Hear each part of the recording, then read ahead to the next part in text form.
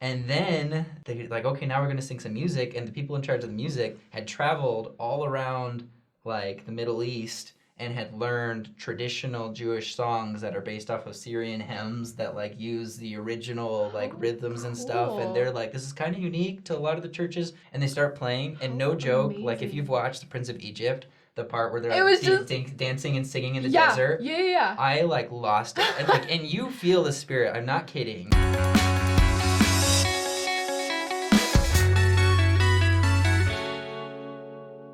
Hello, everyone. Welcome back to another episode of Unscripted. Another episode of CSI. Criminal investigation. Today, we're going to be investigating... Whoa, it is CSI. Oh my gosh. We're going to be talking about times when we've visited other churches and our experiences with them and some of our recent experiences. And I am so stoked about this episode. This is really cool because I don't know why, for some reason, people put an extra emphasis about members of the church being ignorant and or like sheltered when it comes to other religions. Yeah. Because we were raised in it and it's all we've ever known, so how do you actually know? So it's cool, like, we'd like you to know we have learned a lot about other religions. Definitely. And then gone to visit. And so we're going to talk about that experience. I can actually say, like, it is such a joy in my life to go to other churches. I enjoy it so much in the same way that I really love to read a good book or go to a museum and just learn and be enlightened and inspired and cultivate some empathy. It just does that for me every time, and it's something that I really love. I think if you go in with an open mind, too, you learn how to live your beliefs better.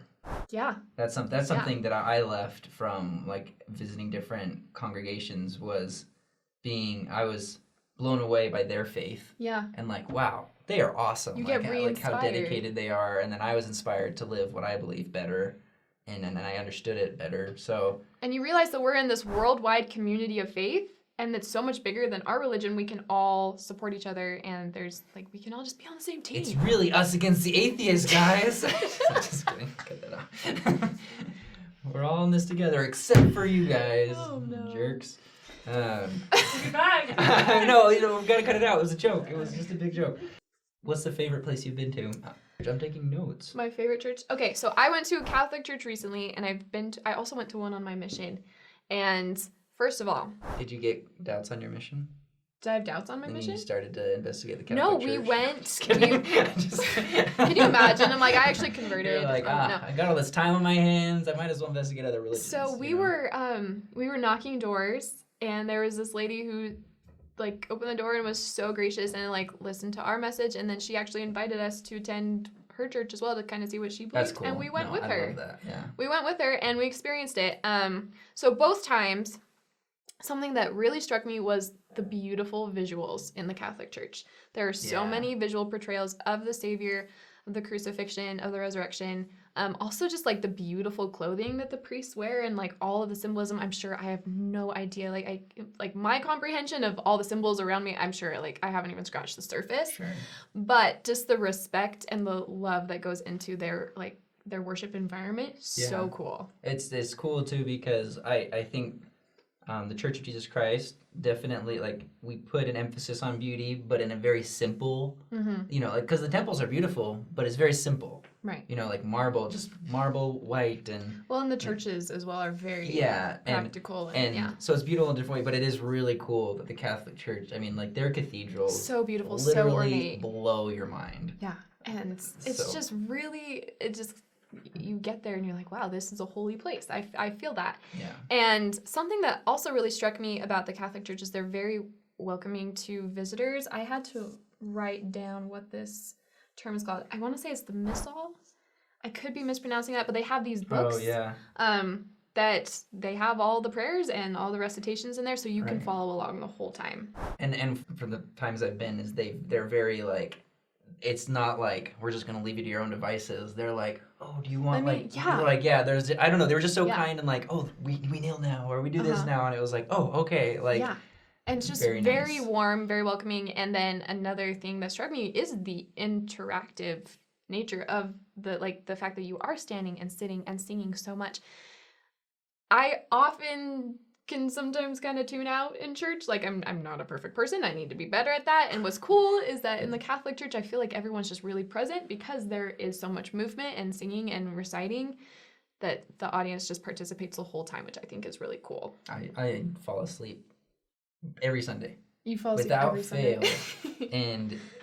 And then now that I'm in a bishopric and I have to sit in front, it's literally just cross. I'm like struggling, and my wife is like sitting there. She's like, "You can do it. You can do it." I'm like, "I'm trying. I promise."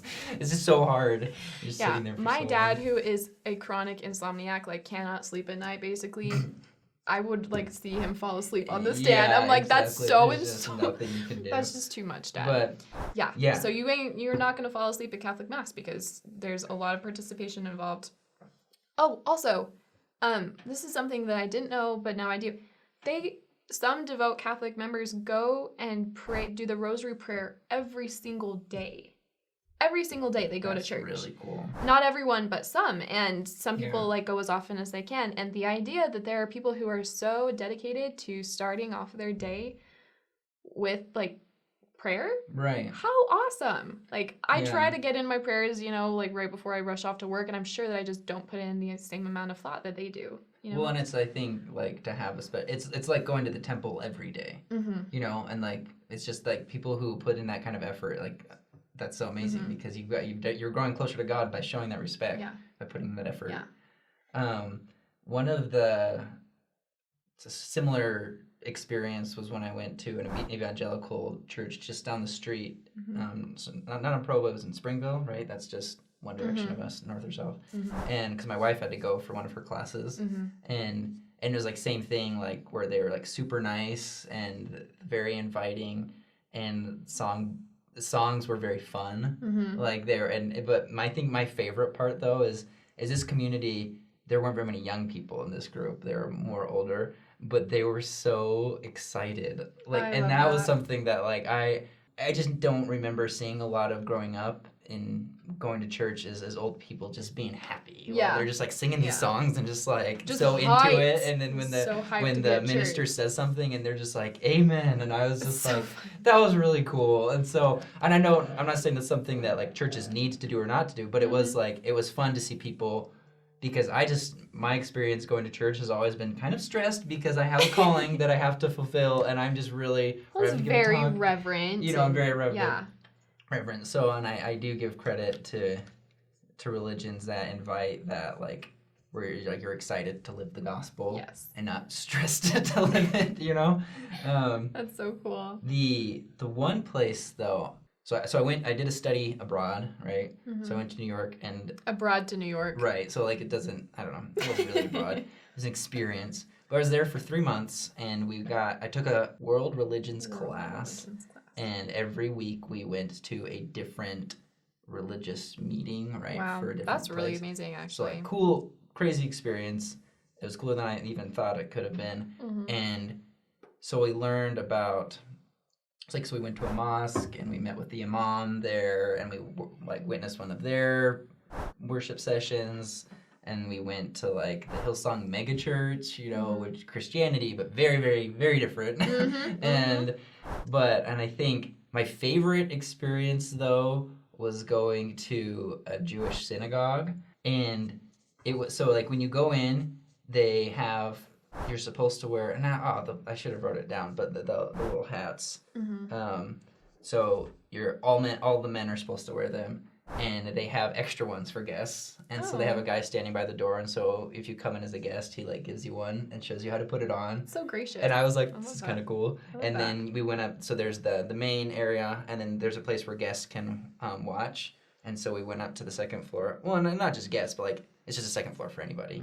But we went so that we wouldn't, because we didn't want to like interrupt, because it was a bar mitzvah. And part of a bar mitzvah, because a boy says a prayer, he memorizes and says a prayer, and they do more than just that.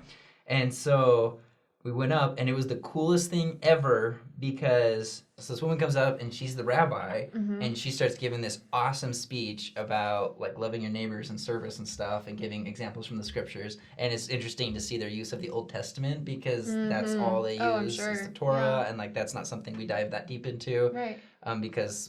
So that was really cool. And then they like, okay, now we're gonna sing some music, and the people in charge of the music had traveled all around like the Middle East and had learned traditional Jewish songs that are based off of Syrian hymns that like use the original like Oh, rhythms and stuff. And cool. they're like, this is kind of unique to a lot of the churches. We're the only church in New York that does it right now, but we hope you guys like it. And they start playing, and no How joke, like if amazing. you've watched The Prince of Egypt, the part where they're It was just dancing and singing in the yeah, desert, yeah. I like lost it.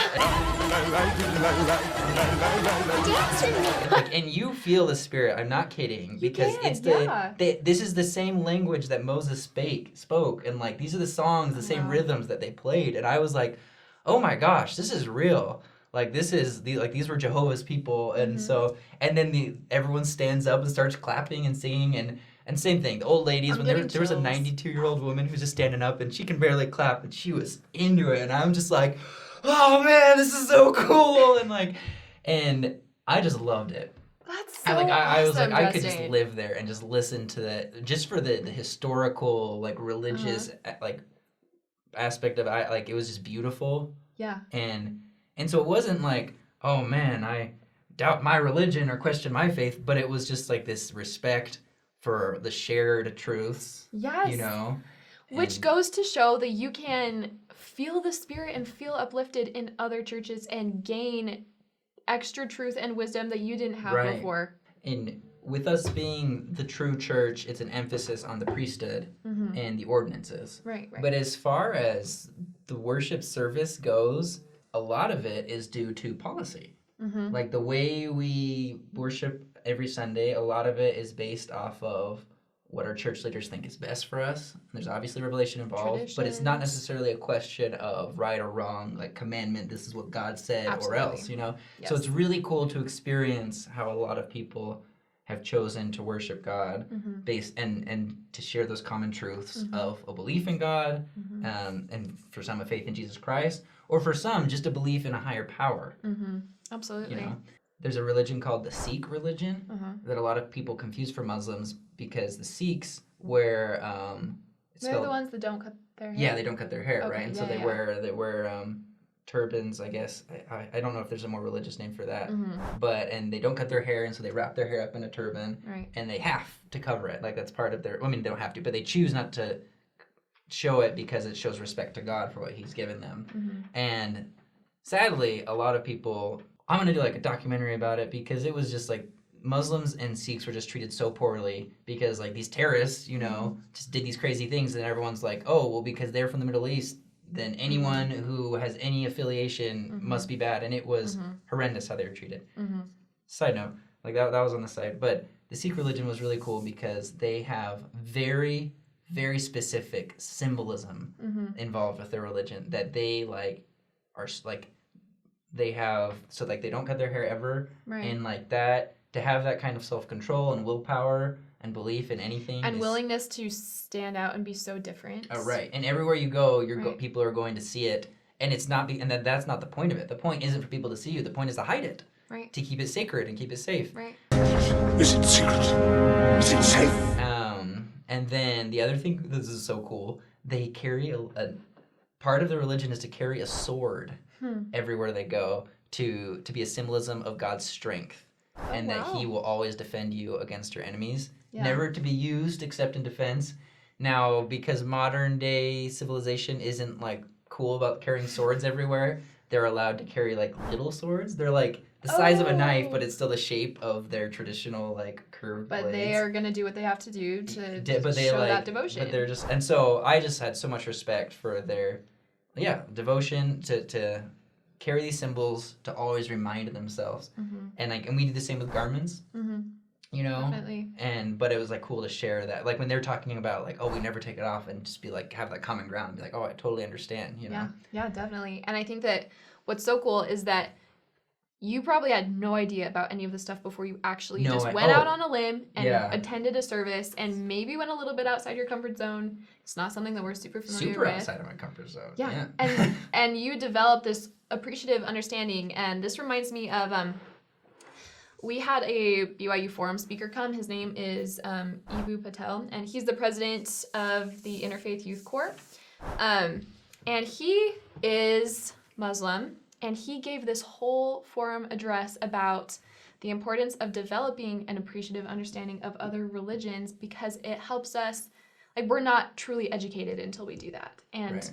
that as we learn about other religions and, like, understand them, we can, like, link arms in our communities and bring about real lasting change, which I thought was so cool. And there's a quote that I wanted to share. I put this in my notes because it just warmed my heart so much. So I want to share this. He said, I think that the people who do not receive some appreciative knowledge of the Church of Jesus Christ of Latter-day Saints, of your ethics, of your history, of the movement west, from the burned over district in New York State through Nauvoo all the way into Utah and what that journey meant, I think they're missing something. I think they lack something in their education, and everywhere I go, wherever I speak, I point that out to people. That's so cool. My heart soared That's so because I've cool. never heard someone outside of our tradition speak so warmly and enthusiastically about ours, and him saying, like, talking about Nauvoo. I was like, you know about Nauvoo? Like, Yeah. and that's, for those who don't know, that's like a really impactful part of our history where people, like, our ancestors were driven out and they left everything behind to follow our prophet and follow God. That just was so touching to me, and it really made me want to say things like that to other people of other Right. religions, like, oh, you're Baha'i, I really appreciate your doctrine on peace and unity within the world, and, like, we can all be unified. Or, oh, you're a non-denominational Christian, I love, like, your doctrine of inclusivity and, like, Right. and following the Savior. And I just think, enthusiasm. right, like, Yeah. if we can just start to just broaden our horizons and get out of our comfort zones and educate ourselves, I think that we really can just link together, and all of us want to, like, serve and be better people, and we can just, like, join forces and do that together. Totally. You know? Yeah, and this is, like, just personal belief. I don't know if there's really any doctrine behind it. Is that at the end of the day, whether it's Judgment Day or, like, the Millennium, I don't know when, but, like, if you're in another religion but you're living it to the best of your abilities, and it's a good religion in the sense that it preaches to do good, Mm-hmm. right? I feel like God is in it.